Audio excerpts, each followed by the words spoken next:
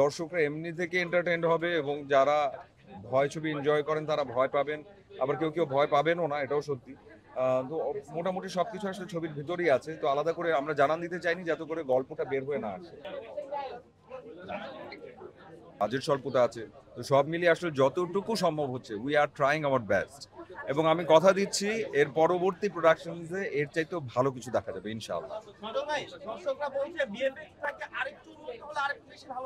অবশ্যই অবশ্যই আমি বলবো আমাদের অনেক জায়গা থেকেই আসলে অনেক রকমের ল্যাকিংস থাকে।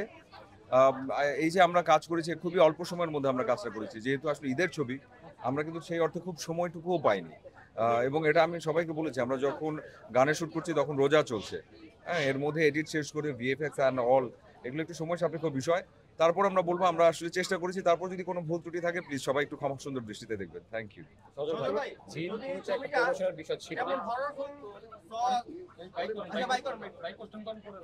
আর গত মুভিতে একটা প্রমোশনের ভিডিও ছিল, আর এই বছর তেমন কিছু নেই কেন? আম, কারণ আমার কাছে মনে হয়েছে যে এবারের ছবিটা যতগুলো লেয়ার আছে এবং যেভাবে করে আসলে দৃশ্যগুলো আসছে, দর্শকরা এমনি থেকে এন্টারটেইনড হবে এবং যারা ভয় ছবি এনজয় করেন তারা ভয় পাবেন, আবার কেউ কেউ ভয় পাবেনও না, এটাও সত্যি।